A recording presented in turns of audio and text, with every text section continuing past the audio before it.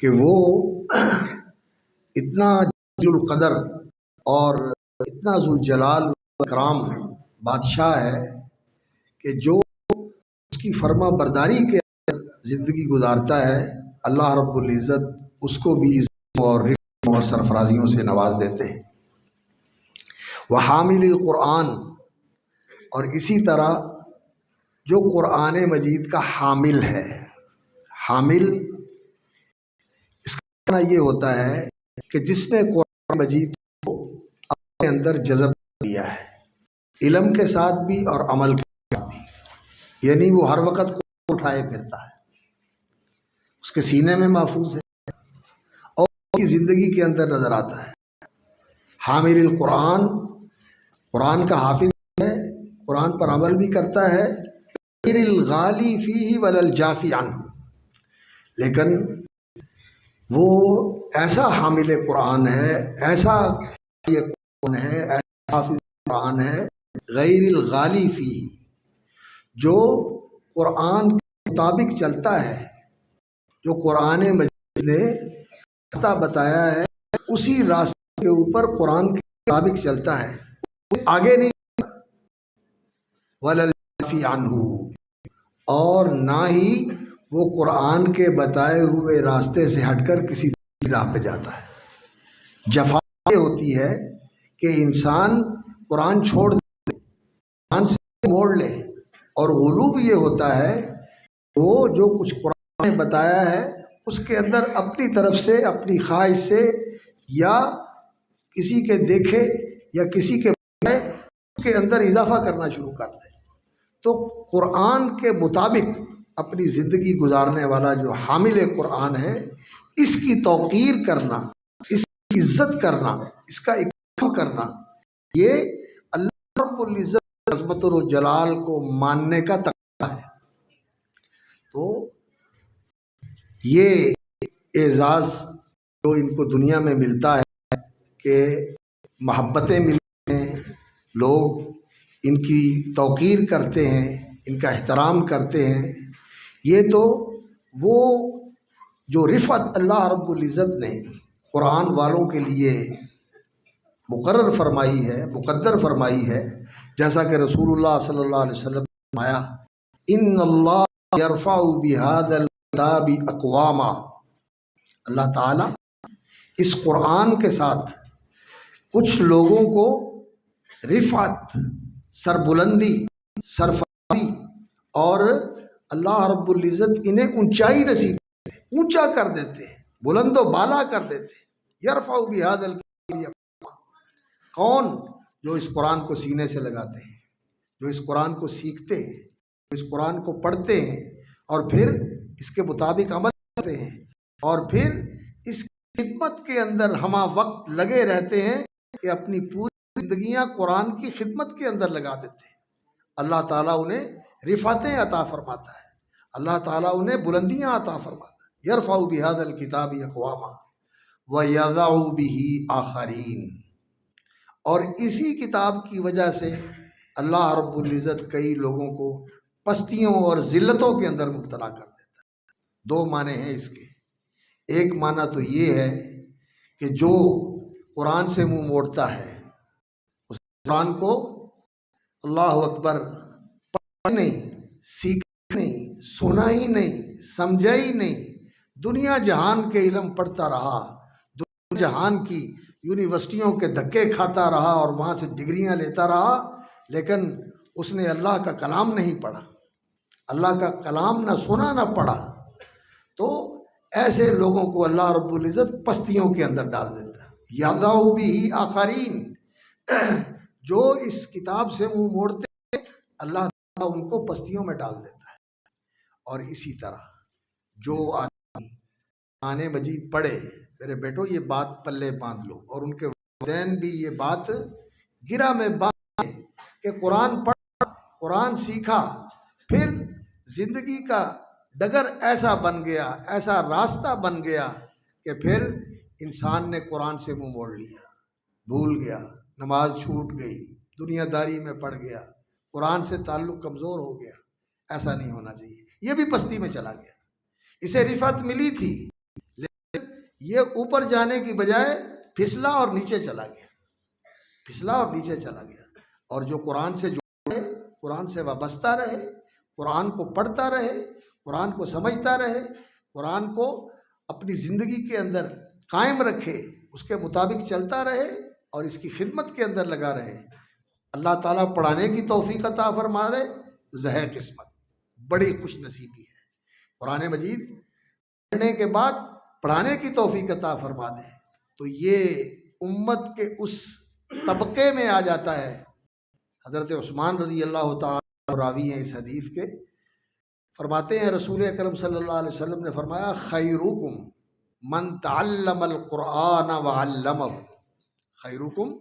من تعلم القرآن وعلمہ۔ رسول اکرم صلی اللہ علیہ وسلم سارے نبیوں میں ان کے سردار ہیں، امام ہیں، ان میں سب سے افضل ہیں، سید ولد اور امام الانبیاء والمرسلین۔ آپ صلی اللہ علیہ وسلم سارے نبیوں کے سردار ہیں، اور آپ صلی اللہ علیہ وسلم کی امت محمد صلی اللہ علیہ وسلم یہ ساری امتوں میں سے بہترین امت ہے، یہ ساری امتوں میں سے بہترین امت ہے۔ اللہ رب العزت نے قرآن مجید میں اس کی وضاحت فرمائی، کنتم خیر امت، تم بہترین امت ہو، اخرجت للناس، جسے لوگوں کے لیے کھڑا کیا گیا ہے کہ اس نے نبیوں والا کام کرنا ہے، نبیوں والا کام کرنا ہے۔ تو یہ بہترین امت ہے، اور نبی صلی اللہ علیہ وسلم کی حدیث اس کی مزید وضاحت کرتی ہے کہ نبی صلی اللہ علیہ وسلم نے فرمایا تم سے پہلے ایک کم 70 امتیں ہو گزری ہیں، اور 70ویں امت ہو، 70 کی گنتی پوری کرنے والی، اور تم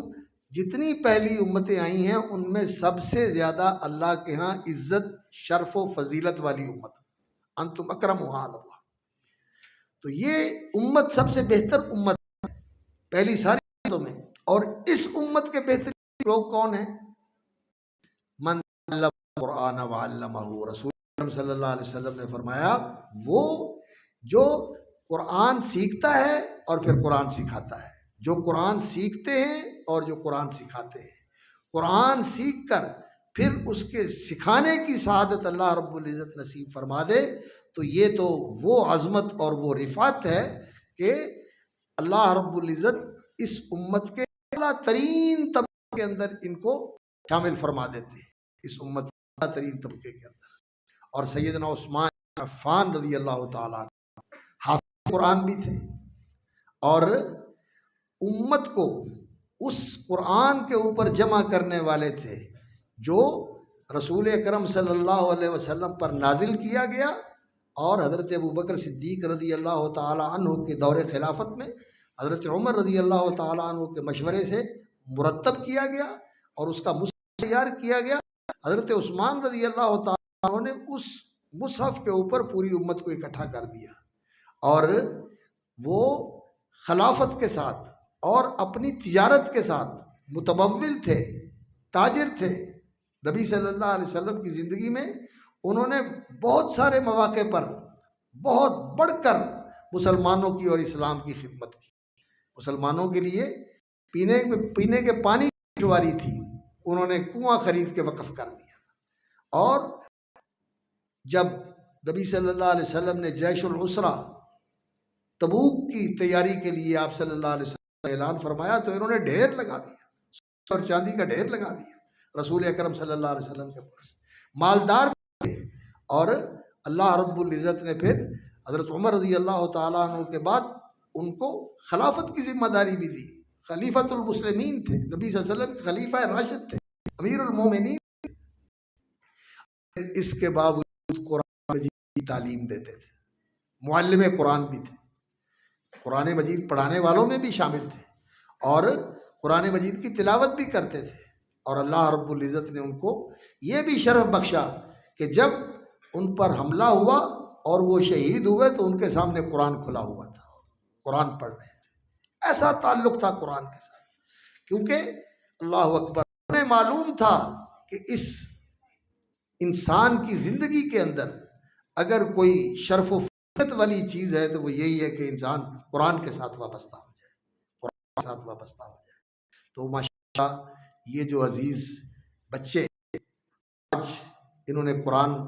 حفظ کیا ہے، اللہ رب العزت سے دعا ہے کہ اللہ تعالیٰ انہیں اسے یاد رکھنے اور اس کے مطابق عمل کرنے کی توفیق عطا فرمائے۔ اور والدین یہاں تشریف فرما ہیں، میں ان سے یہ درخواست کروں گا کہ وہ اس سلسلے میں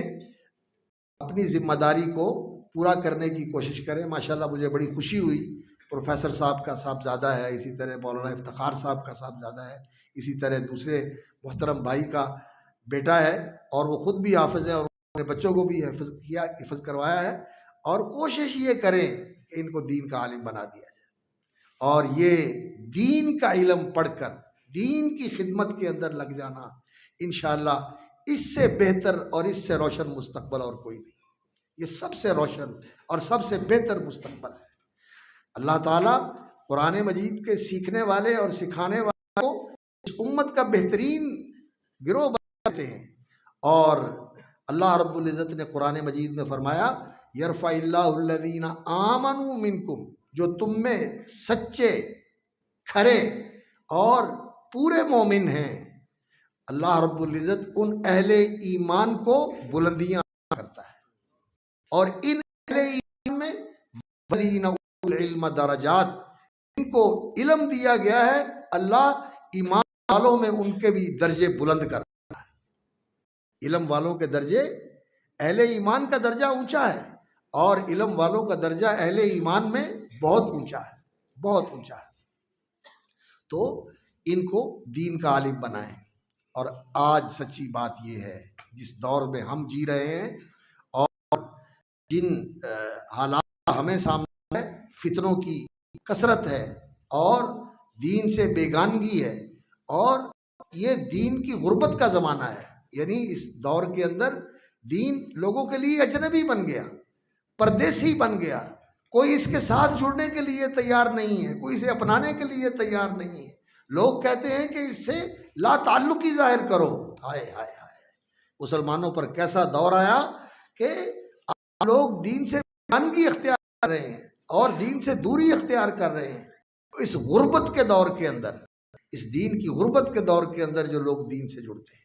اور جو لوگ اس کو سینے سے لگاتے ہیں، اپنی اولادوں کو اس کے لیے وقف کرتے ہیں، اپنے مال کو اس کے لیے وقف کرتے ہیں، اپنی صلاحیتوں اور توانائیوں کو اس کے لیے وقف کرتے ہیں۔ اللہ کے رسول صلی اللہ علیہ وسلم نے فرمایا کہ اسلام کے اوپر یہ وقت آنے والا ہے جب اس نے اپنی زندگی کا آغاز کیا اور دنیا کے اندھیرا گیا تھا اور ہدایت کے نشانات چکے تھے۔ کوئی اکا دکا آدمی کسی کھو کے اندر، کسی غار کے اندر راہب وہ بیٹھا ہوا اپنی عبادت کر رہا تھا، باقی دنیا کے اوپر اندھیرا ہی اندھیرا تھا۔ وَإِن كَانُوا مِن قَبْلُ لَفِي ضَلَالٍ مُبِينٍ، ہر طرف ضلالت اور گمراہ کے اندھیرے چھائے ہوئے تھے۔ تو اللہ دین اسلام کے لیے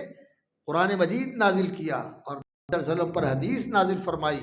آپ صلی اللہ علیہ وسلم اور رسول بنا کر اللہ رب العزت نے سراج بنا دیا ہدایت کا، اور قرآن مجید کو اللہ رب العزت نے نور نازل کیا تاکہ لوگوں کو اندھیروں سے نکال کے روشنی کے اندر لایا جائے۔ کتاب انزلنا علیک لتخرج الناس من الظلمات الى النور، اندھیروں سے نکال کے آپ روشنی میں لے آئے۔ تو یہ اللہ رب العزت نے کتاب اتاری، تو یہ کتاب جو ہے، یہ کتاب اللہ اکبر، یہ روشنی ہے، یہ روشنی ہے۔ اور یہ دور جو ہے اس کے اندر لوگ کہتے ہیں کہ سائنس کی روشنی ہے، ٹیکنالوجی کی روشنی ہے۔ حقیقت یہ ہے کہ یہ روشنیاں انسان کی فکر کے اندھیرے، اس کے قلب کی سیاہیاں اور اس کے رویے اور سلوک کے جو تاریکیاں پائی جاتی ہیں، ان تاریکیوں کو کوئی چیز دور نہیں کر سکتی۔ آپ جتنا بھی انلائٹنمنٹ کا انتظام کر لیں اور فکری روشنی کی آپ ڈنڈورا پیٹ لیں، اگر روشنی آتی ہے تو قرآن مجید کی روشنی سے آتی ہے، محمد الرسول اللہ صلی اللہ علیہ وسلم کی سنت کی روشنی سے روشنی آتی ہے، اور نبی صلی اللہ علیہ وسلم کی سیرت کی روشنی سے روشنی آتی ہے۔ اللہ اکبر، جو لوگ قرآن مجید کو اپناتے ہیں، اللہ رب العزت پھر ان کے اندر نور پیدا کر دیتے ہیں، ان کی فکر بھی منور ہو جاتی ہے اور ان کا جسم بھی منور ہو جاتا ہے، ان کا قلب، ان کی روح بھی منور ہو جاتی ہے، اور وہ زندگی کے اندر روشنی کا مینار بن جاتے ہیں۔ اللہ اکبر، قرآن مجید نور ہے، قرآن مجید نور ہے۔ تو آج دنیا کے اندر مسلمانوں کی اکثریت بھی اب جو ہے ڈرنے لگی اسلام کے ساتھ نسبت اور اسلام کے ساتھ وابستگی، اس کی خدمت کے ساتھ جڑے رہنے سے لوگ گھبراتے ہیں کہ جی ہمارے اوپر نشان لگ جائے گا اور ہم نظر میں آ جائیں گے اور ہمارا پیچھا کیا جائے گا۔ آج جو لوگ اس کے لیے آگے بڑھتے ہیں اور اسلام کو سینے سے لگاتے ہیں، نبی صلی اللہ علیہ وسلم نے فرمایا اسلام نے جب اپنے سفر کا آغاز کیا تھا اس وقت بھی یہ اجنبی اور بے کس اور پردیسی تھا، تھوڑے لوگ اس کے ساتھ چلنے والے، تھوڑے لوگوں نے اسے قبول کیا تھا، اکثریت نہیں مانا۔ اور ایک وقت آئے گا پھر بھی اسلام کے اوپر ایسا دور آ جائے گا کہ وَسَيَعُودُ غَرِيبًا كَمَا بَدَا، جیسے اس نے اپنے سفر کا آغاز کیا تھا اسی طرح پھر دوبارہ وہ وقت آ جائے گا۔ اور آج اگر ہم دیکھیں اللہ اکبر 160-70 کروڑ کے درمیان تعداد ہے مسلمانوں کی اس پورے زمین پر بسنے والے، 160-70 کروڑ یعنی 2.25 ارب کے قریب دنیا کے اندر مسلمان ہیں جن کو یہ کہا جاتا ہے کہ اسلام ان کا مذہب ہے۔ ان میں کتنے لوگوں نے قرآن پڑھا ہوا ہے؟ ان میں کتنے لوگ ہیں جو قرآن پڑھے ہوئے ہیں؟ ان میں کتنے لوگ ہیں جو قرآن کو سمجھتے ہیں؟ ان میں کتنے لوگ ہیں جن کی زندگی کے اندر قرآن زندہ موجود ہے؟ دیکھیں ریشو بہت تھوڑی ہو جائے گی، بہت تھوڑی ہو جائے گی۔ اور باقی جو 7 ارب کی آبادی ہے، اس 7 ارب کی آبادی کو تو قرآن کا پتہ ہی نہیں،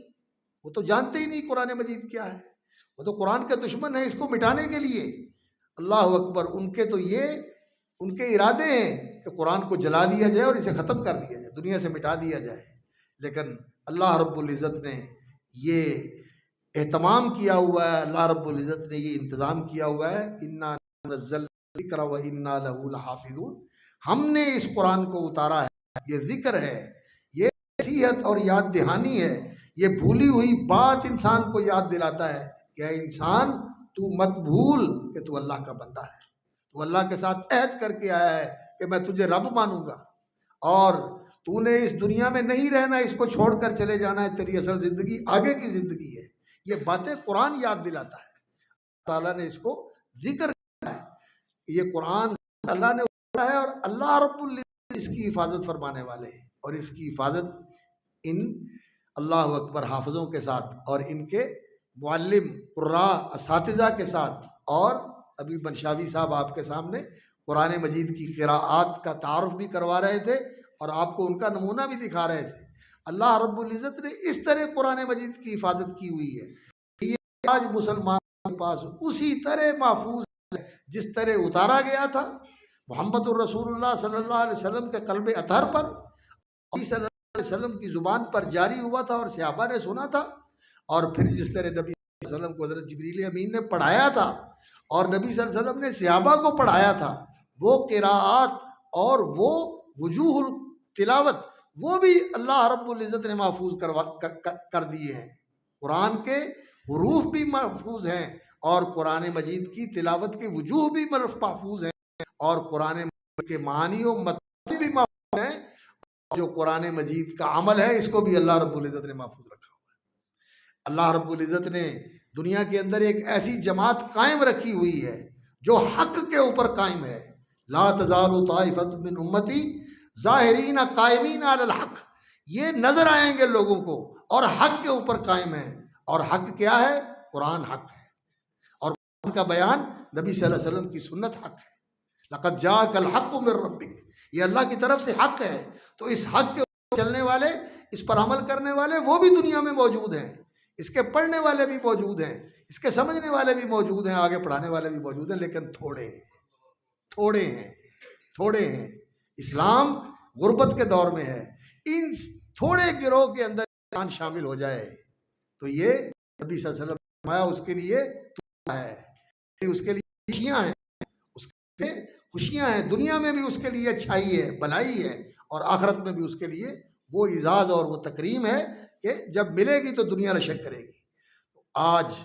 اسلام کی غربت کا دور ہے، اس لیے جو لوگ اس کے ساتھ جڑتے ہیں اور خود بھی قرآن مجید پڑھتے ہیں اور بچوں کو بھی پڑھاتے ہیں، خود بھی پڑھنا چاہیے، اس لیے کہ قرآن مجید کا حق یہ ہے کہ اسے اس طرح پڑھا جائے جیسے اتارا گیا ہے۔ اللہ رب العالمین نے فرمایا ورتل القرآن ترتیلا، قرآن مجید کو ترتیل کے ساتھ پڑھو۔ اس کا معنی ایک ہوتا ہے ٹھہر کے پڑھو، تیزی کے ساتھ نہیں پڑھنا چاہیے کہ الفاظ مسلے جائیں اور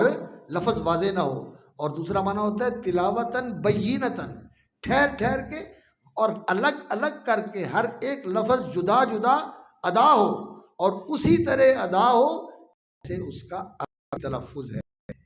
قرآن کے الفاظ کی تصحیح بڑوں کا بھی فرق ہے، اور چھوٹے تو ماشاءاللہ ان کی زبان اچھی ہوتی ہے اور ان کے اساتذہ جو ہیں وہ ان پر محنت کرتے ہیں، ان کا تلفظ اچھا ہو جاتا ہے، لہجہ بھی اچھا بنا دیتے ہیں ماشاءاللہ محنت کر کے۔ تو ہمیں بھی قرآن پڑھنا چاہیے، ہمیں بھی قرآن پڑھنا چاہیے، بڑوں کو بھی اس پر توجہ دینی چاہیے، اور قرآن کی تعلیم کے اوپر بہت زیادہ توجہ دینی چاہیے کہ مسلمان کی تعلیم کی ابتدائی قرآن سے ہوتی ہے، مسلمان کی تعلیم کی ابتدائی قرآن سے ہوتی ہے، یہاں سے قرآن سے ہی اس کی تعلیم کا آغاز چاہیے۔ حکومت کے کچھ اقدامات لائق تحسین ہیں، ان میں سے ایک یہ ہے کہ انہوں نے اب قرآن مجید کی تعلیم کا اسکولوں میں بھی سرکاری طور پر انتظام کر دیا، اور اس کے لیے انہوں نے بندوبست شروع کر دیا اور قانون بنا دیا ہے کہ ناظرہ کی تعلیم دی جائے گی اور صحیح طریقے سے بچوں کو قرآن پڑھایا جائے گا۔ اور قرآن مجید کے ترجمے کے بارے میں بھی انہوں نے کہا قرآن مجید کا ترجمہ بھی ہائی کلاسز میں انٹر تک جو ہے وہ مکمل کروا دیا جائے گا، بلکہ اس کو بھی قرآن کی تعلیم دی جائے گی۔ یہ بہت اچھی چیز ہے، کاش کہ اس کو صحیح معنوں میں نافذ کیا جائے اور اس کا اہتمام کیا جائے تو بہت سارے اندھیرے ختم ہو جائیں گے، جن اندھیروں کے آج اندر ہم بھٹکتے پھرتے ہیں، یہ اندھیرے ختم ہو جائیں گے، قرآن کی روشنی سے یہ اندھیرے ختم ہو جائیں گے۔ مجھے یاد آ رہا ہے حضرت مولانا اسد محمود حفظہ اللہ کے دادا جان، ان کے جد ابجد حضرت مولانا اسماعیل رحمۃ اللہ علیہ، ہمارے والد صاحب کے وہ استاذ بھی تھے اور ان پر بڑے مہربان بھی تھے، تو وہ فرمایا کرتے تھے کہ لوگوں کو قرآن پڑھاؤ اور قرآن مجید کا درس دو، اور لوگوں کو حدیث کی کتاب بلوغ المرام ریاض الصالحین پڑھاؤ، اس کا درس دو۔ قرآن مجید پڑھاؤ گے عقیدہ صحیح ہو جائے گا، اور حدیث پڑھاؤ گے تو عمل صحیح ہو جائے گا، کردار صحیح ہو جائے گا۔ اور ان کا معمول بھی یہی تھا کہ وہ درس قرآن بھی دیتے تھے اور درس حدیث بھی دیتے تھے، اور اللہ رب العزت نے اس کو بڑی برکت عطا فرمائی کہ یہ شہر جو ہے الحمدللہ اہل توحید و سنت کا ماشاءاللہ قابل رشک شہر ہے، قابل رشک شہر ہے۔ اللہ تعالیٰ اس کو اور زیادہ برکت اور ترقی عطا فرمائے، اور یہ جذبے اور یہ ولولے اللہ رب العزت اسی طرح قائم رکھے۔ تو قرآن مجید یہ ایسی چیز ہے، ہمارے صاحب رحمۃ اللہ علیہ نے جب شرک پور میں وہ ان کا سلسلہ شروع ہوا تو انہوں نے اسی طرح لوگوں کو کہا کہ آپ میرے پاس آ کے قرآن پڑھا کریں، میرے پاس آ کے قرآن پڑھا کریں۔ جو قرآن نہیں پڑھا اس کو قرآن پڑھایا، اور جو پڑھا ہوا اس کو صحیح کروایا اور اس کا ترجمہ پڑھایا۔ ایک اسکول ٹیچر تھے، تو ان کو والد صاحب نے کہا کہ آپ کا عربی کے ساتھ کچھ لگاؤ ہے، تو قرآن کا ترجمہ آتا ہے؟ کہتا ہے عربی تو میں نے پڑھی ہوئی ہے تھوڑی بہت BA تک، لیکن جو ہے نا قرآن کا ترجمہ مجھے نہیں آتا۔ تو والد صاحب نے کہا کہ آپ مجھ سے عربی بھی پڑھ لیں اور مجھ سے قرآن کا ترجمہ بھی پڑھ لیں۔ تو اس نے قرآن کا ترجمہ پڑھنا شروع کیا، 1-2 سپارے پڑھے تو جس سلسلے کے ساتھ وہ شرک پور کی گدی کا سلسلہ جو تھا، شرک پور اس کا نام تھا لیکن حقیقت میں وہ شرک پور ہے، شرک کی بہت بڑی گدی ہے وہاں۔ تو اس نے جب قرآن کا ترجمہ پڑھا تو وہ تو ہل کے رہ گیا، قرآن کیا کہتا ہے اور ہم کیا کرتے ہیں، ہم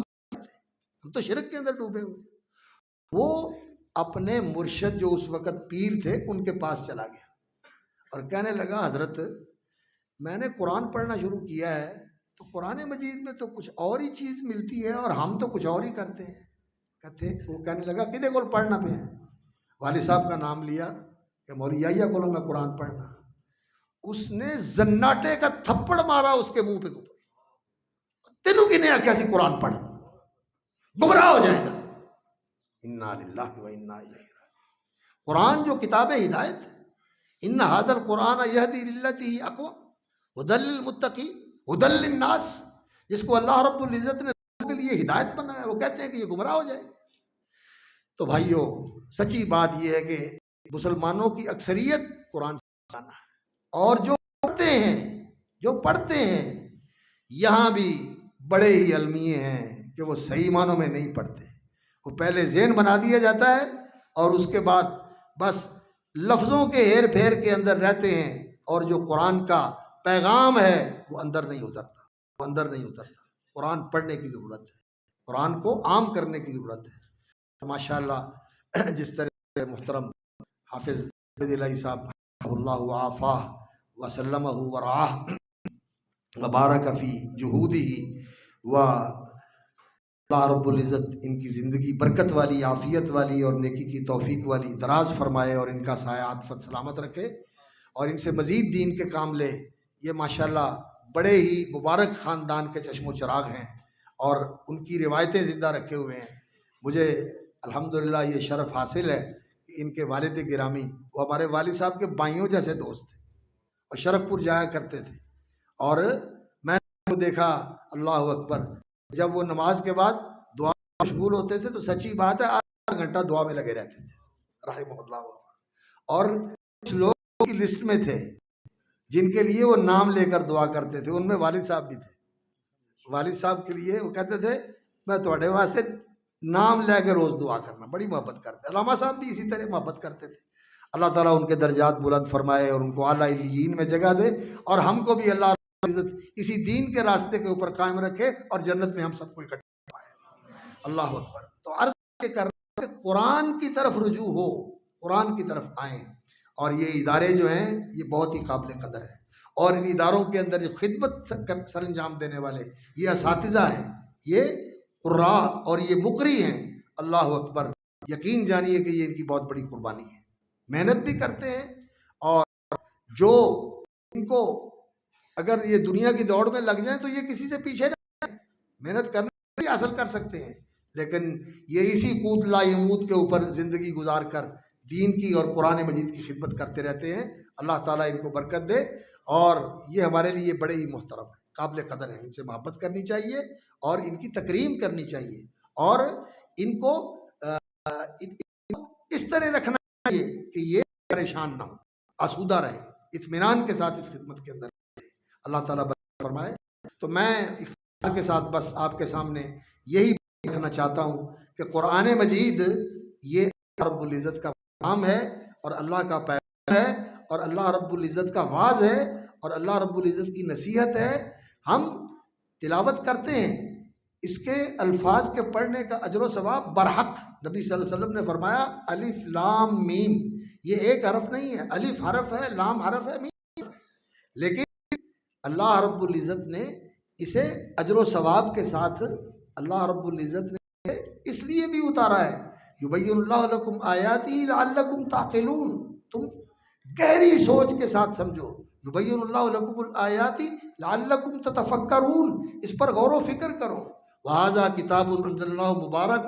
لیدبروا آیاتی ولیتذکر اولو الالباب، تعقل، تفکر، تدبر یہ بھی ضروری ہے۔ اللہ رب العزت نے قرآن مجید اس لیے اتارا ہے کہ اسے سمجھا جائے، تو آپ قرآن مجید کی تلاوت جہاں کرتے ہیں ترجمے کے ساتھ سمجھ کے تلاوت کرنے کی کوشش کیا کریں انشاءاللہ العزیز۔ اور اب تو کئی ہمارے دوست اور کئی ساتھی جو ہیں انہوں نے ماشاءاللہ اس پر محنت کی ہے۔ یہ جو معانی القرآن کا نسخہ یہاں پڑا ہوا ہے یہ بھی ایک اچھی کاوش ہے، اور بھی دوستوں کوششیں کی ہیں کہ قرآن مجید کے ترجمے کو آسان بنا دیا جائے اور آسانی کے ساتھ لوگ اسے سمجھنے لگے، تو ان چیزوں سے فائدہ اٹھانا چاہیے، اس پر توجہ دینی چاہیے۔ اور یقین جانیے یہ قرآن مجید کے ساتھ جو آدمی وابستہ ہو جاتا ہے، پڑھنے میں، سمجھنے میں، عمل کرنے میں، خدمت کرنے میں، وہ قرآن کا ساتھی بن جاتا ہے اور قرآن اس کا ساتھی بن جاتا ہے۔ یہ قرآن کا ساتھ ایسا ہے کہ یہ آپ کی قبر کو بھی ٹھنڈا اور روشن کر دے۔ قرآن آپ کی قبر میں بھی ساتھی ہوگا، نیک عمل قبر میں ساتھی ہوتا ہے، اپنے دفن کر کے آ جاتے ہیں، نیک عمل وہاں آ جاتا ہے اور کہتا ہے تو کون ہے اتنے خوبصورت چہرے والا؟ وہ کہتا ہے میں تیرا نیک عمل ہوں۔ اور قرآن مجید قرآن کی قبر اس کے ساتھ ہوتا ہے، اور جب حشر کے میدان میں اٹھے گا انسان قبر سے، تو مسند احمد کی حدیث، بعض علماء نے کہا ہے کہ یہ حسن درجے کی حدیث ہے، تو نبی صلی اللہ علیہ وسلم نے فرمایا قرآن اس کے آئے گا ایسی شکل میں جیسی اس کی اس وقت اپنی حالت ہوئی، گھبرایا ہوا، شاہبن، گھبرایا ہوا، رنگ اڑا ہوا، گھبرایا ہوا، ایسے آئے گا تو وہ کہے گا تو کون؟ یعنی قرآن اس کے سامنے آئے گا اور قرآن اس کو ایسا نظر آئے گا جیسا کہ وہ آئینے کے طور پر سامنے آ جائے گا،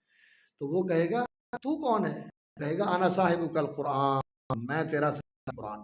جس کے ساتھ تو نے زندگی گزاری، جس کے مطابق تو عمل کرتا رہا۔ اس کا ہاتھ پکڑے گا اور اللہ رب العزت کی بارگاہ میں لے جائے گا، اور جا کے اللہ رب العزت کی بارگاہ میں قرآن مجید درخواست کرے گا۔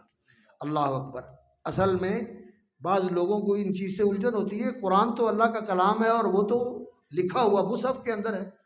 اصل میں جو ہم پڑھتے ہیں اور جو عمل کرتے ہیں اس کو وجود بخش دیا جائے گا، پڑھنے کو بھی وجود مل جائے گا اور ہمارے عمل کو بھی وجود مل جائے گا۔ اللہ تعالیٰ وجود دے دے گا، اللہ تعالیٰ اس کو رسم کر دے گا، اور یہ پھر انسان کو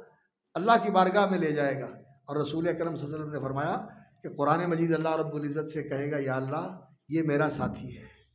یا اللہ یہ میرا ساتھی ہے، تو اس کی عزت بڑھا، اللہ اس کی عزت بڑھا۔ تو اللہ رب العزت، دو حدیثیں ہیں کو میں جمع کر کے بیان کر رہا ہوں، اللہ کی عزت بڑھا تو اللہ رب العزت اس کو عزت کا تاج پہنائیں گے،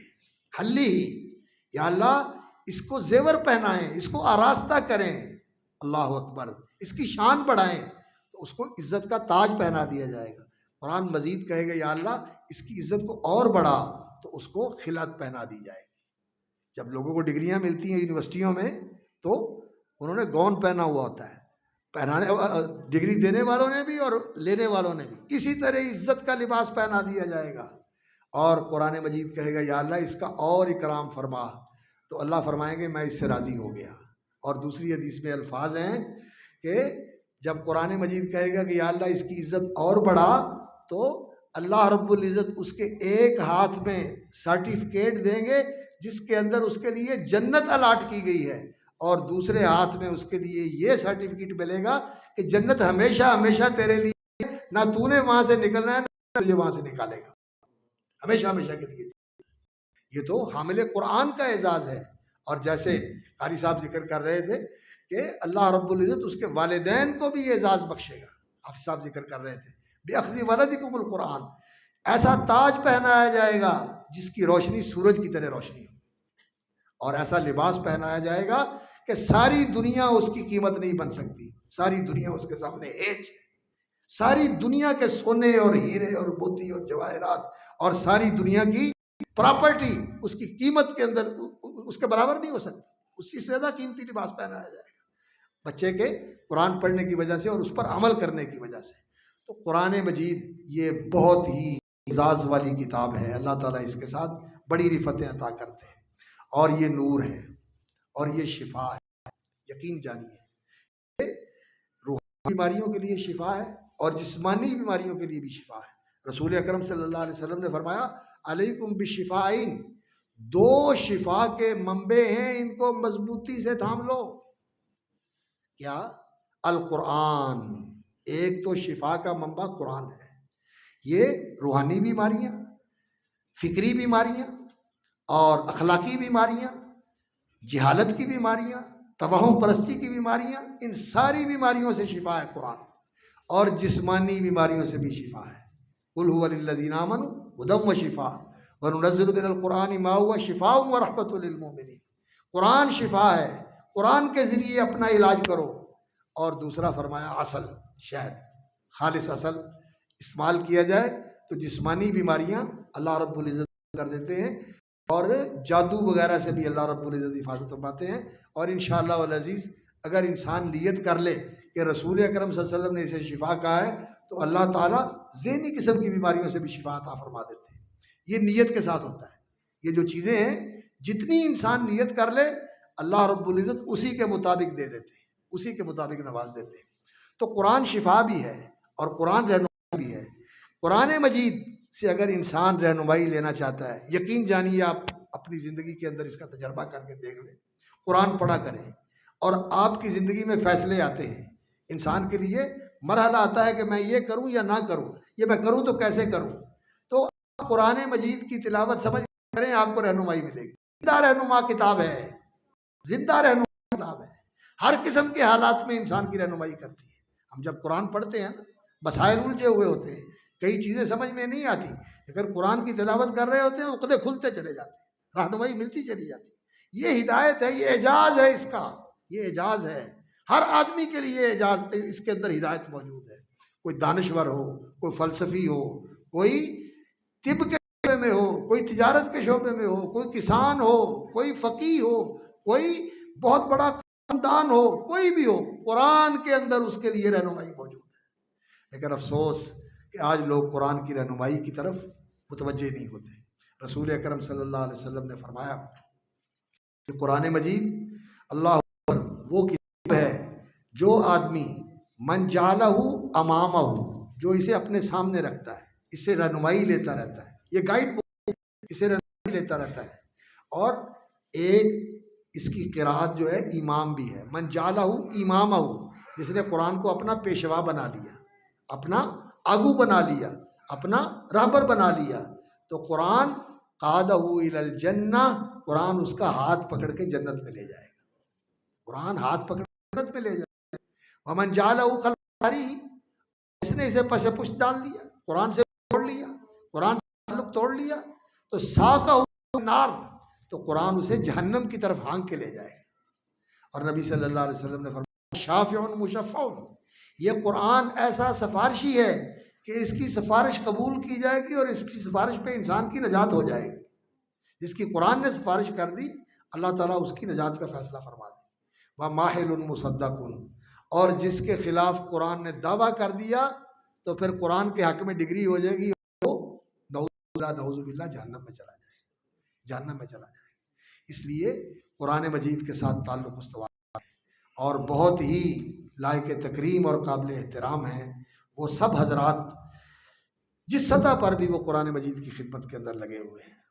پڑھانے والے، پڑھنے والے، ان کے اوپر کرنے والے، ان کے ساتھ محبت کرنے والے، ان کو سپورٹ کرنے والے، سارے ہی مبارکباد کے مستحق ہیں۔ اللہ رب العزت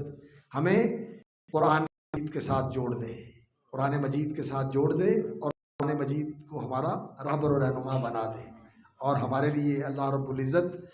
قرآن مجید کے مطابق زندگی گزارنا آسان بنا دے۔ اللہ تعالیٰ ہمیں قرآن کی تلاوت بھی نصیب فرمائے، اور قرآن کی تلاوت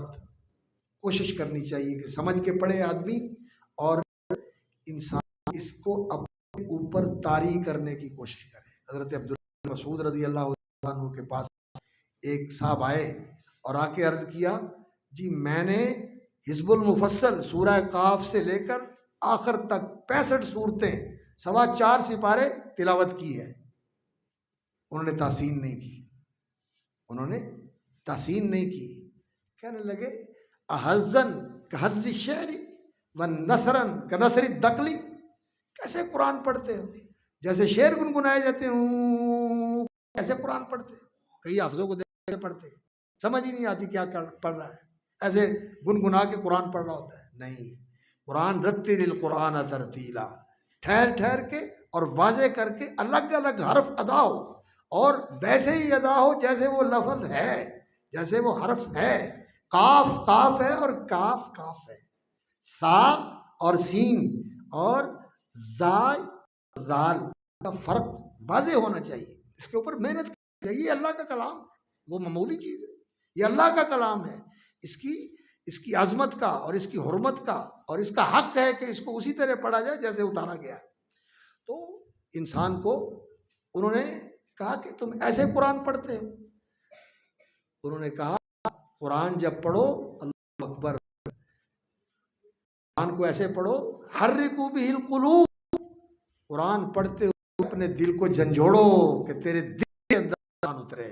دل پر قرآن نازل ہو۔ وہ جو اقبال نے کہا تھا نا اللہ اکبر، کہ تیرے ضمیر پہ جب تک نہ ہو نزول کتاب، تیرے ضمیر پہ جب تک نہ ہو نزول کتاب،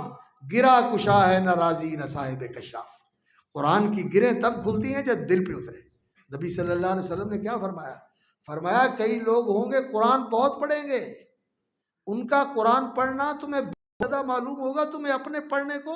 تم سامنے بالکل ہیج سمجھو گے، ہم نے نہیں پڑھا، یہ بہت پڑھتے ہیں۔ لیکن لا یجاوز حناجرہم،